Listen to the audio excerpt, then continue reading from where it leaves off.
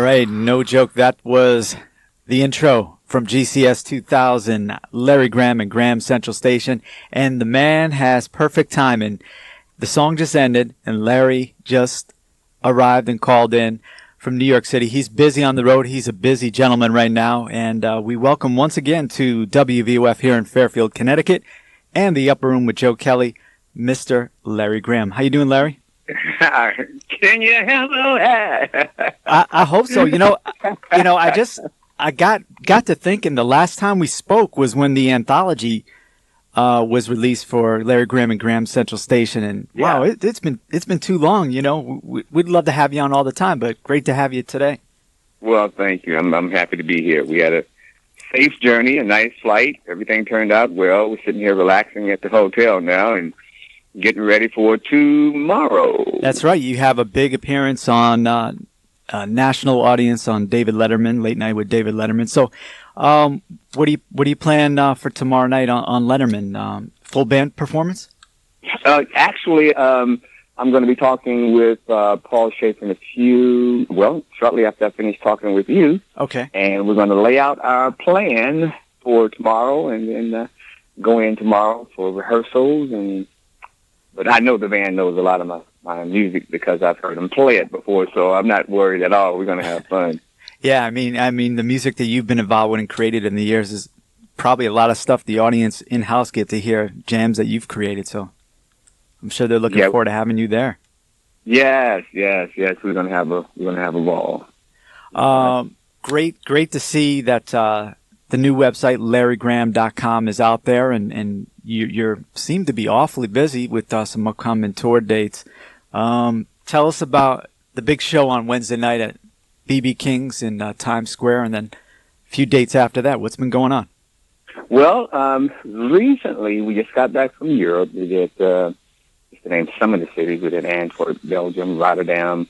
We did Amsterdam, Holland. We did Paris, France, where we filmed. We actually filmed the show. It was about a 6-camera shoot. I just finished mixing the sound for that before I left home a few days ago, and that turned out well. So that's going to be available. It'll be released also on our on the website. Mm-hmm. So that's going to be new. We also did London and some other places. The only place we couldn't get to was up in Helsinki, Finland, because of the volcano. Oh, that's right. Yeah. Yeah, and the volcanic ash. We couldn't fly in that direction. But we made all the rest of the gigs, and they all turned out great. And so we're doing BB King's Wednesday. We're doing the Berkshire, Alexandria. Let me see, there's Virginia. And outside of D.C., that's Thursday. I may be incorrect in that, but I was looking on the website down there. Sold out show in advance, so that's great news for you. Yeah. I heard that good news, so that's wonderful. Right. And then we go to home, Minnesota. We're living in Minnesota now. We've been there for we just completed winter number 12. Yeah, that's right. I think I talked with you last time. It was, you were up there a couple of years and talking about the winters, and a cool thing, you got Prince to move back to Chanhassen. He actually never left. He's been there for a long time. And as a matter of fact, when he built Paisley Park there was very little out there in Chanhassen where we are now. But even since we've been there the last 12 years, it's built up so much. Right. And but it's a nice place to be. I like it a lot. And my daughter lives, and her husband lives about 5 minutes away, and she has 2 sons and a daughter. Mm-hmm. And so we're with them all the time. So that's great. So after we do Minnesota on Friday, we go to Istanbul, Turkey, to the 17th International Jazz Festival there in Istanbul, Turkey. We'll play there 2 nights on July 2nd and 3rd. Then we'll join Prince in Mint Condition in France for a big festival, big outdoor festival, I think about a 60,000 people festival or something like that. we'll do that on the 9th, and then on the 10th, another festival in Belgium. And then the next event after that will be Japan, Tokyo, and Osaka. And so, yeah, we've been pretty busy. And you'll probably be filling in some dates in between, hopefully, right? And we're filling in as we go.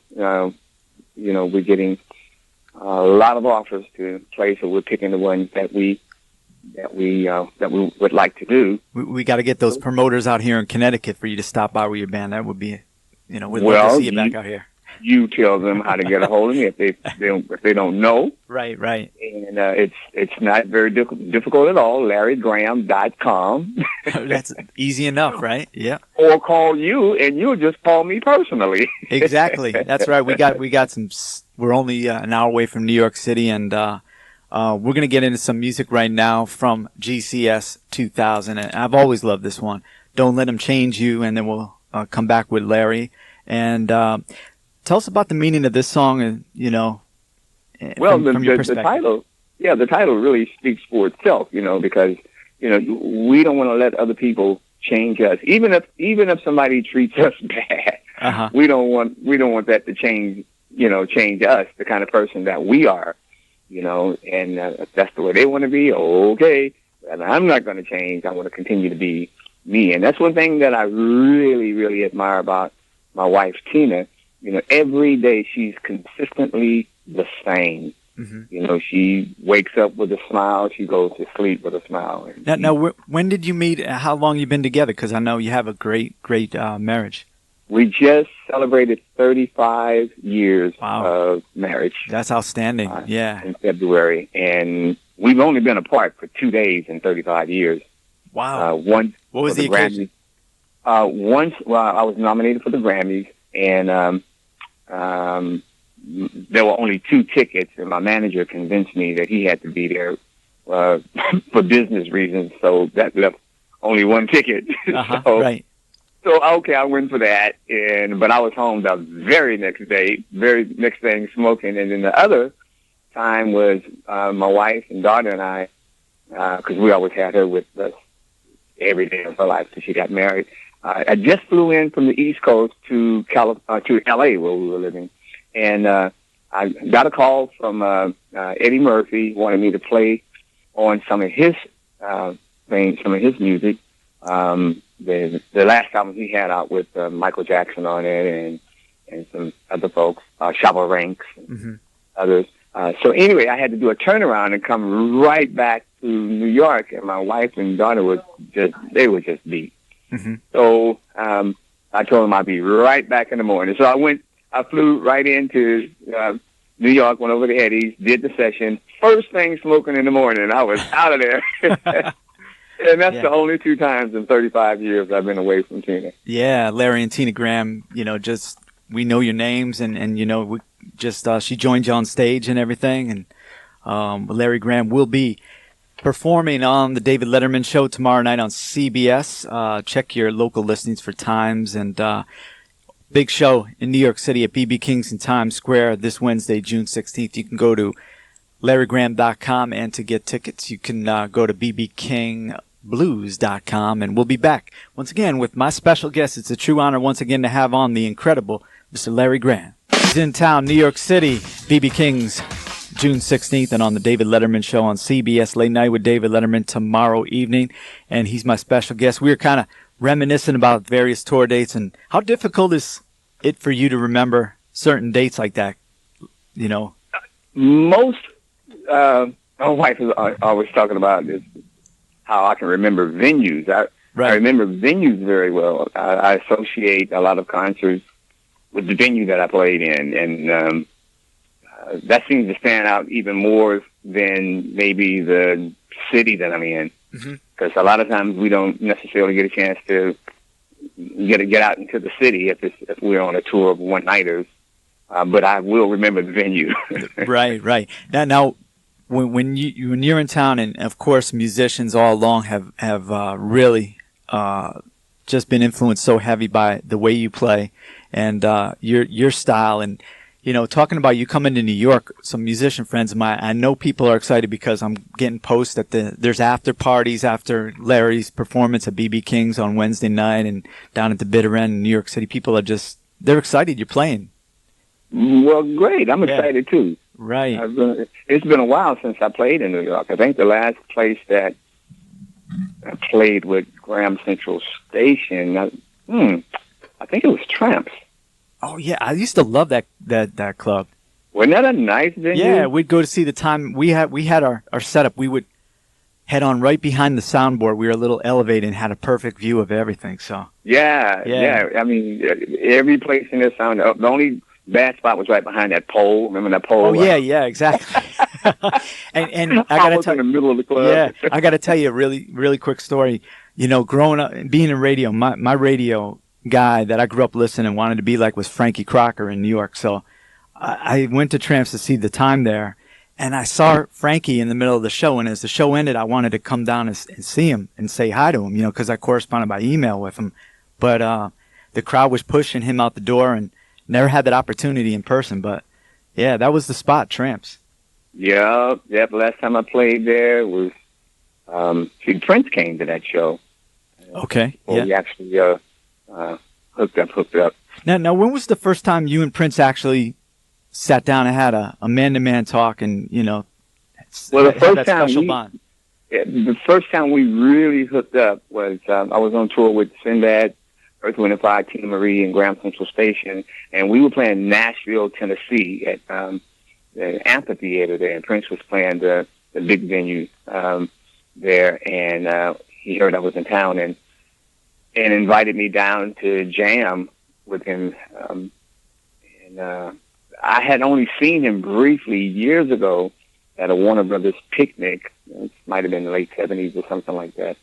And that was just in passing. So we never really got a chance to really meet or talk, but this would be the first time. And so I went, and I didn't know until later that he was really, raised up on, my music, starting with Sly The Family Stone, but more so Graham Central Station, because by then he, was really more into his band and everything. And so when I got up on the stage, and I had no idea where this was going to go, but I got up on the stage, and everywhere I went, he was like right there. like we had been playing together since we were kids or something. It was like crazy because it took me by surprise because I didn't know. Mm-hmm. I had no idea. And we just clicked. And after that, before I left, he said, after you finish the Sinbad tour, he said, you can come out and join, my tour. And I accepted, and that was the beginning of our relationship. And we've been like brothers ever since. And nice to see Paisley Park with the funk being created out there, you guys rehearsing and probably recording, I'm sure. Oh, yeah. As it goes, yeah.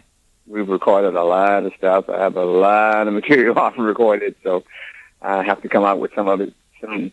Now, we had a question from one of our listeners, and they saw you out in London at Coco, and they wanted to know when the new record, you're talking about the new tracks, I guess. No specific release date on it, right? No release date, which is great. I'm not under any pressure, any clock. And so we'll put it out when it's the right time. Mm-hmm. And in the meantime, I have gotten together a nice collection of songs, not only written but recorded. And so I'm already very happy with what we have. And so that'll be coming out. The very next thing that's coming out is the Graham Central Station Live in Paris that we did in April. And so I just finished mixing that a few days ago, and so that'll be out. That's the very next thing. Yeah. And it's things in the show that folks haven't heard before. So, how about the current edition of Graham Central Station? Who can we expect to be on tour with you? Well, I'm gonna leave that as a surprise for you. Oh, okay. You're gonna everybody really like the band, and I love my band. And if you go to larrygraham.com, SlyStone.com. When you get to the website, when you get to the homepage, just scroll down, and then you'll see a lot of the comments that folks have made from a lot of the places that we've already played. And it does my heart good to know people are really, loving the music the way they do. Because that's what we want to do. That's right. The intent. That's the whole thing, is to have you leave there feeling way better than you did when you came. We want to try to reach. So you have some of the people way back from Graham Central Station playing with you? Well, okay, I'll give you a hint. Okay. See, I had to press you on it. Wilton Rabb Wilton Rabb, the guitarist, has been with me about 30 years. Okay, Wilton? Yeah, Wilton Rabb. Okay. You know him when you see him. Right. Yeah. Great guy. Now for musicians that are listening, we got a lot of musicians listen. What instruments do you bring on stage with you still? The same instrumentation. Mm-hmm. The 2 keyboards, the drums, guitar, bass. How about your own gear? On the funk box. Oh, the gear that I'll be using? Yeah, your own gear. Oh, my Moon bass. Okay. I've been playing Moon since 27 years now. I helped design it about 20-something years ago. And so that's what I've been playing the last couple of decades. So it's kind of like another extension of my body. It's like my other arm. Uh-huh. So I don't have to think when I'm playing it. It just goes on automatic pilot. Now, I may have asked you this before, but your microphone that extends out of the guitar, how did you get that design, and what was the reason for that? Well, that really goes back a ways, too. That goes back to before One in a Million, actually. Because if you, I don't know if you saw any of those Dick Clark shows. Oh, yeah. When I had the white bass with the microphone coming out, and that was, 1980. Mm-hmm. And, I've been doing that for a long time, and really just because I like to be the bass player and I like to be the vocalist, but I also like to be the entertainer, so I like to move around. Yeah, you're out in the crowd and doing it, yeah. Yeah, I like to, move around the stage and stuff, and like I say, my bass is on automatic, my singing is pretty much on automatic, so I can just have fun, with the audience and stuff, and the microphone gives me the freedom to do that. I don't have to just stand in the one spot where the microphone is, and then one stationary spot, which there's nothing wrong with that. It's just for me. I like to move around, me personally. Now, you inducted in the Rock and Roll Hall of Fame in 1993.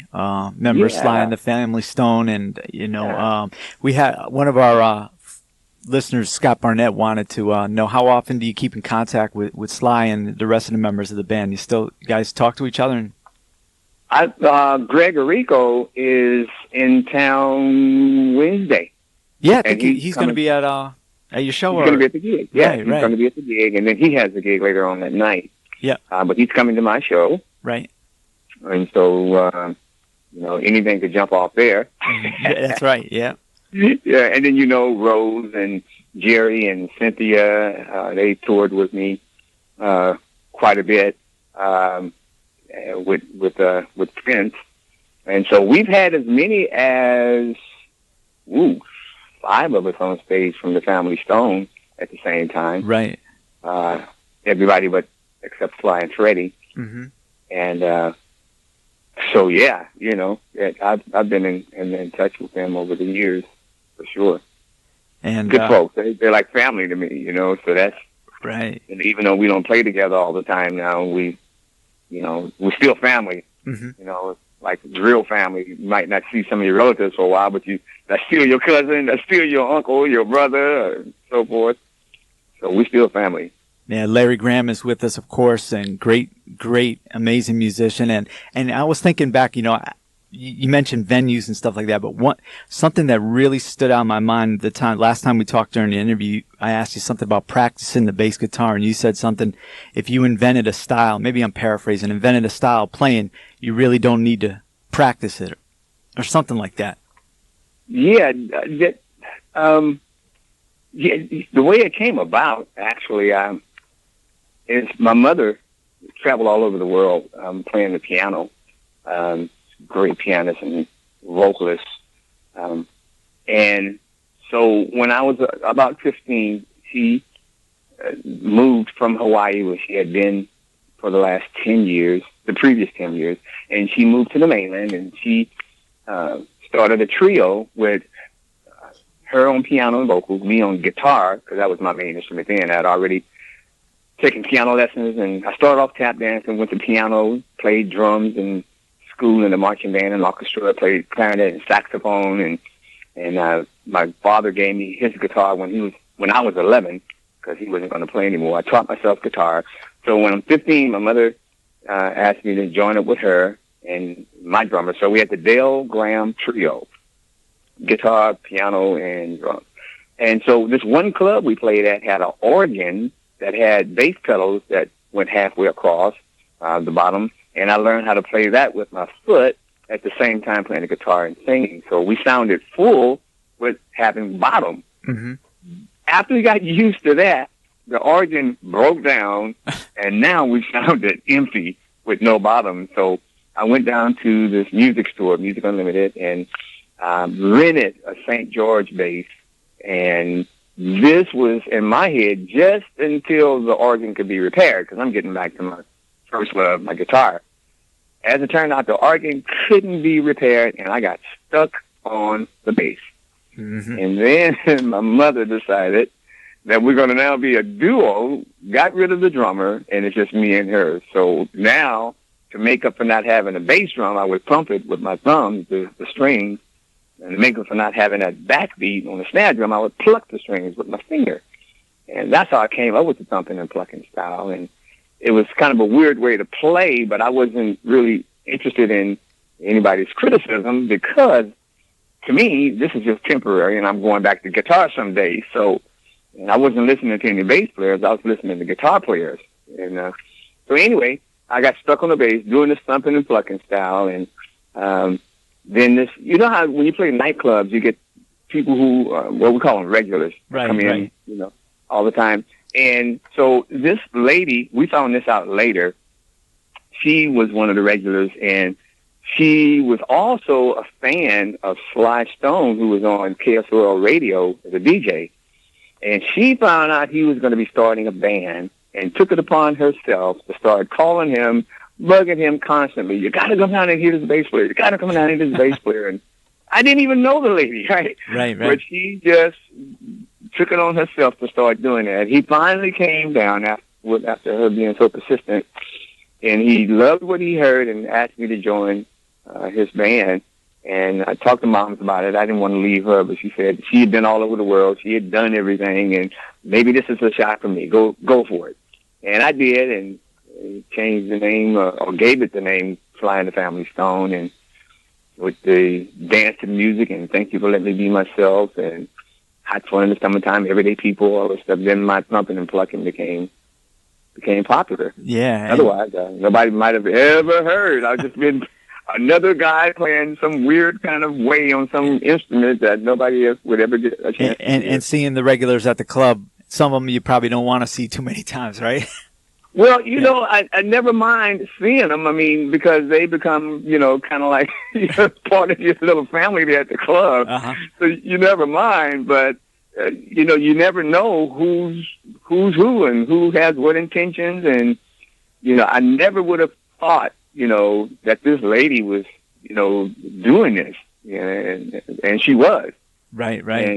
And she wasn't even really a personal friend. I mean, it wasn't like she hung out with me and my mom or anything, you know. This is just somebody that was loving what she was hearing, and hey, you know. So I'm thankful to her. And I never got a chance to thank her. I eventually, through the club where we worked, found out, you know, who she was and where she lived, and we went to her place to thank her, my mother and I. And she had moved, so. Mm-hmm. I never got a chance to thank her, and I really don't know if she ever made the connection between Sly and the Family Stone and her doing that. You know, I don't know.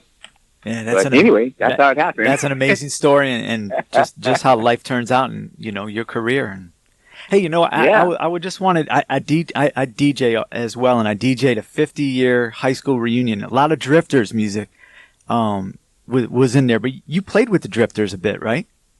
You know, that was in a bio that got out there that I played with the Drifters and Johnny Hooker, and they named a few other people, and but no, I didn't. I didn't play. Okay. I mean, if we did a same show somewhere, and that may have happened, something Right. like that. But no, I never Right. played. That got in some bio, and it just Yeah. Don't worry. I followed me promise. forever. I promise I'll never say that I played in your band. I played your music. Well, maybe one day if I would shed enough, maybe you'll let me hit a cowbell or something. But Well, yeah. when we play that, maybe you can come up and sit in on that's right. something. You know, just run, do a run by on a mic or something. You know. Right. If you're telling the truth, I got on the stage and I jammed with Graham. That's right. Jam with Graham. Yeah, that would be outstanding. So Larry Graham just came into the New York City area, and how about the traveling on the road?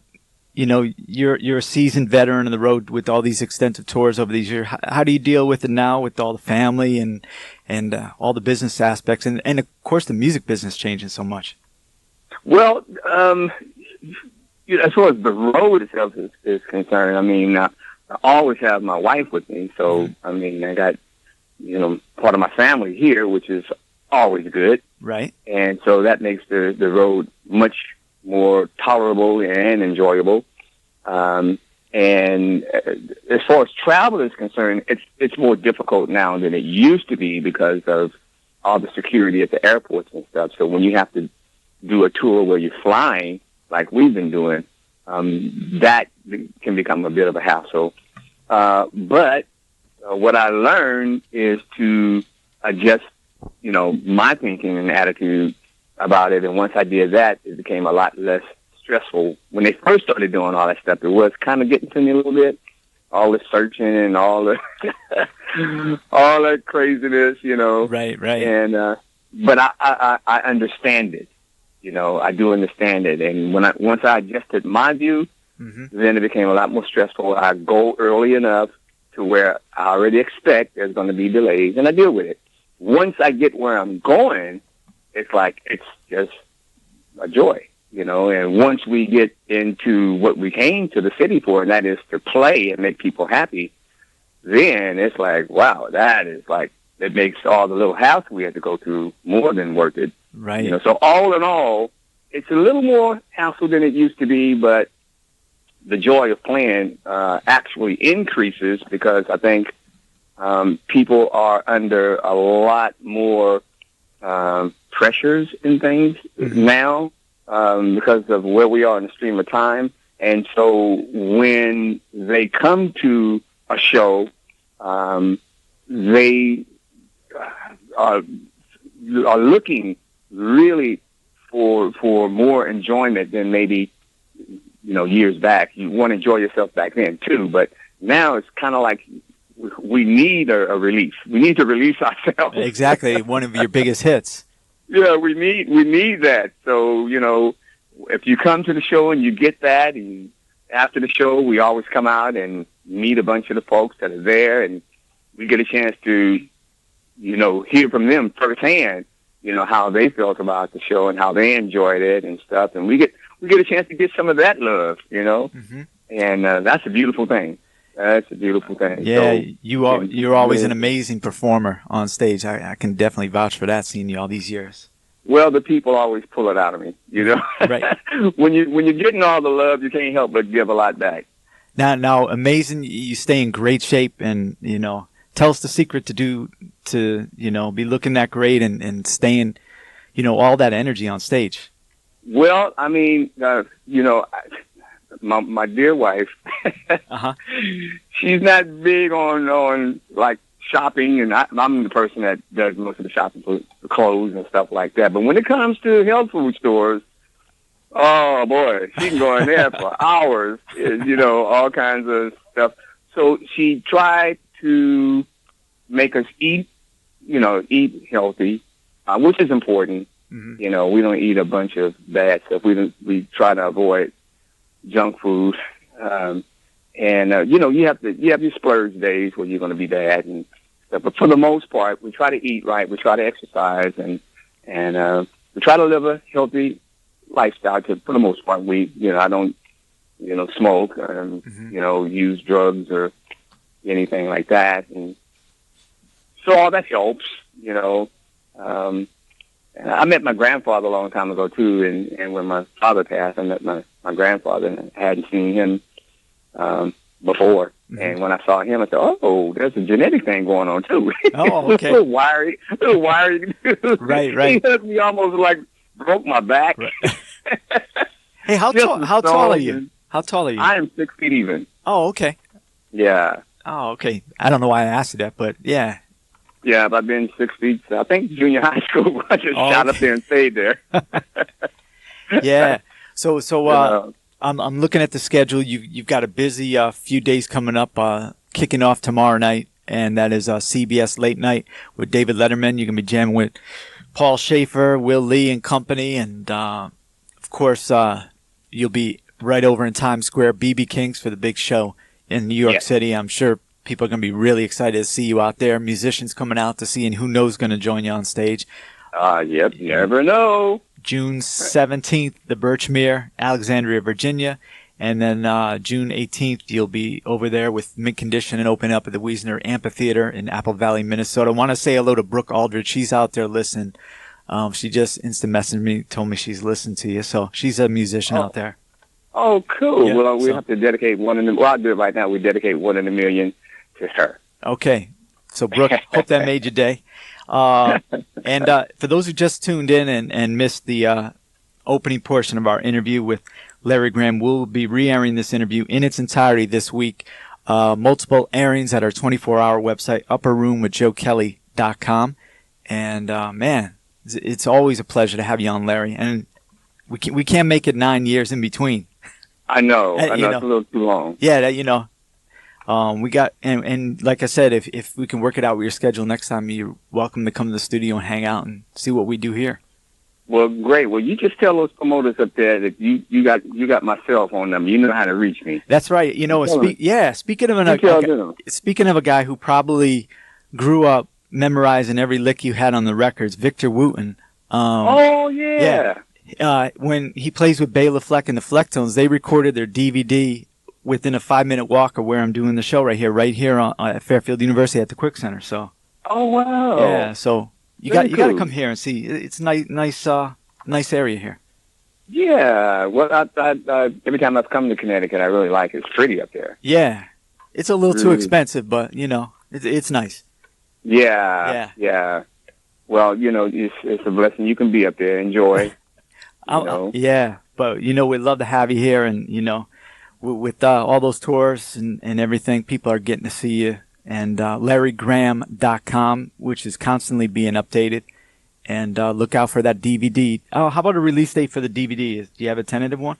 No, we don't have a release date. We're not on a clock or on a schedule, which is a blessing. Right. So we'll put it out when we feel it's the right time and we're finished and we've put together the right collection of songs, because I've recorded a lot of stuff, way more than we could put on a number of CDs right now so far, but DVD rather, and that'll hold you over until we finish with the CD. Yeah, that's right. So it's cool the way you can release things now on your own time, and nobody's saying we're going to drop you from a label or hold the check back from you. So it's cool. No, I've been into that kind of pressure, and I don't like it. Right. No musician I talk to like it. I mean, we did it because we had to do it. But if you don't have to do it, then, man, that's some stress that I just don't have in my life, And so, hopefully when everybody hears the new music, they will understand why it took us a while to just take our time and just do it, because we're putting our heart into every single song. Well, we're going to be send our VCRs and DVRs tomorrow night, or watching it live. David Letterman Late Night with David Letterman, Larry Graham, gracing the studios and performing, and also BB King's in New York City. And check out LarryGraham.com for the full tour updates, and have fun in Europe, and say hi to Tina and also Prince and your band. Well, thank you very much, and thank you for having me, and for all those out there who've been waiting so long. Come on down to BB King's on Wednesday. Check us out. If you're living out in Connecticut, it's not too far. No, it's only 60 minutes away, so that's 1 hour. Take the train, right, be right at Grand Central Station, We got to rename it for this week, Graham Central Station. Yeah, you can sit in front of the TV and blow away an hour watching a program. That's right. That 1 hour, you could be at BB King's and get the funk. The real funk, yeah. Right up. With those the hair standing up on the arms, and that's what it's all about. As Prince puts in your liner notes, the funky face, right? Yeah. Oh, we're gonna be doing the funky phase. All right, we talked so much, and it's been a true honor, and we gotta lay some music on them. So I got It's All Right. It's gonna seg right into Groove On, and then we're gonna come back to the Jam. How about that? If the music make you feel like moving, it's all right. Yeah, right on. Larry Graham, right. Thanks so much, brother. You're welcome.